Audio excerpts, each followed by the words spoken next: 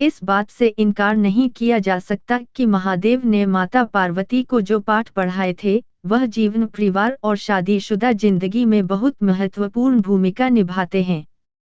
उसमें न केवल जोड़ों का एक दूसरे के प्रति समर्पण, प्यार और सम्मान साफ दिखता है, बल्कि इस तरह रिश्ता निभाने में किसी तरह की कोई परेशानी नहीं आती। इस बात में कोई दो राय नहीं कि विदेशियों की तर्ज पर ही भारत में अपने प्रेम को जाहिर करने की शुरुआत हुई थी।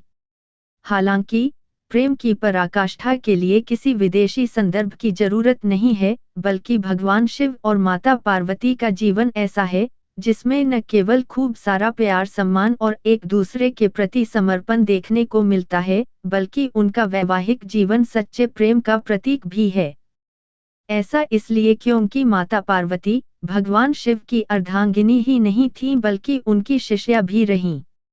वह अपनी जिज्ञासाओं को शांत करने के लिए अक्सर महादेव से ऐसे ऐसे प्रश्नों को पूछती थीं, जो आज के समय में जोड़ों को विवाह के तौर तरीकों सीखने में मदद कर सकते हैं। दरअसल एक दिन देवी पार्वती ने देवों के देव महादेव से पूछा, प्रेम क्या है? प्रेम का रहस्य क्या है? इसका वास्तविक स्वरूप क्या है? इसे भविष्य में किस तरह देखा जाएगा? इस सवाल का महादेव ने जवाब देते हुए कहा, प्रेम क्या है, यह तुम पूछ रही हो पार्वती? सत्य तो यह है कि प्रेम के अनेकों रूप को तुमने ही उजागर किया है। तुमसे ही प्रेम की अनेक अनुभूतियां हुई हैं। तुम्हारे प्रश्न में ही तुम्हारा उत्तर शामिल है।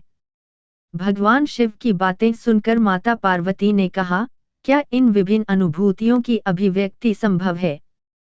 तो इस पर भगवान शिव बोले, सती के रूप में जब तुम अपने प्राण त्याग कर मुझसे दूर चली गई थी, तब मेरा जीवन, मेरा संसार, मेरा दायित्व सब निराधार हो गया। मेरी आंखों से आंसुओं की धाराएं बहने लगी थीं।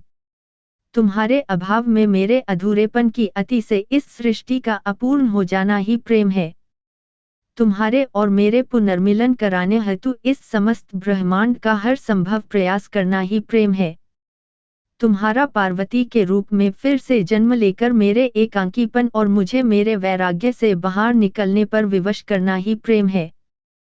खैर, यह बात किसी से छिपी नहीं है कि कई सालों की तपस्या और तमाम तरह की बाधाओं को पार करने के बाद ही शिव पार्वती का विवाह हुआ था।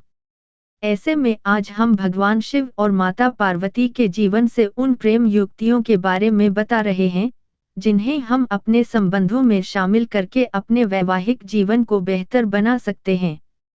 सभी फाइल फोटोज इंडिया भगवान शिव और माता पार्वती का पवित्र बंधन बताता है कि एक बार जब आप किसी के साथ रिश्ते में होते हों, तो हमेशा एक दूसरे के साथ इंटरएक्ट करते हुए अपने रिश्ते को समझने की कोशिश करनी चाहिए।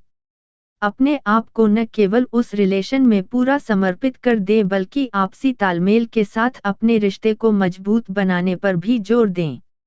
ऐसा इसलिए क्योंकि एक अच्छे रिश्ते में दोनों भागीदार आगे बढ़ने और बदलने के लिए एक दूसरे को प्रोत्साहित करते हैं। जिनके बीच ऐसा नहीं होता, वहां हमेशा प्यार की कमी रहती है। भगवान शिव और माता पार्वती के रिश्ते में इस चीज को आसानी से देखा जा सकता है कि जब दो लोग एक रिश्ते में होते हैं, तो वहां कोई बड़ा और कोई छोटा नहीं होता।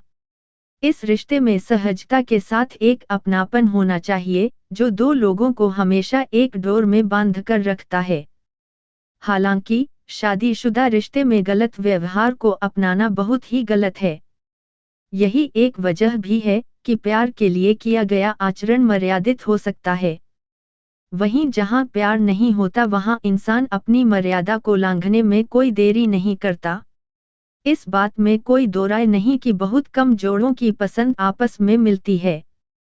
पसंद की जगह जाने से लेकर बाहर खाना खाने तक हर कपल्स के बीच अपना अपना मत होता है। हालांकि इस बीच छोटी सी तारीफ की जगह आपस में अनबन, कड़वाहट, तलखी और नाराजगी किसी भी रिश्ते को खराब कर सकती है।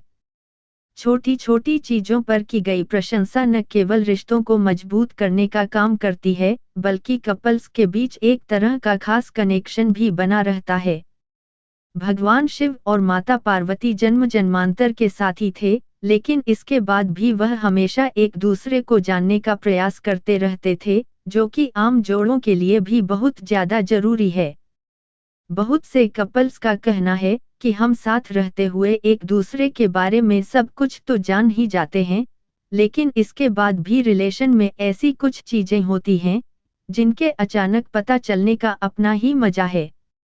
इसलिए कहा भी गया है कि अजनबी बनकर अपने साथी को जानना न केवल रिश्ते में एक एक्साइटमेंट लाता है, बल्कि आप दोनों को एक दूसरे के करीब आने का मौका भी मिलता है।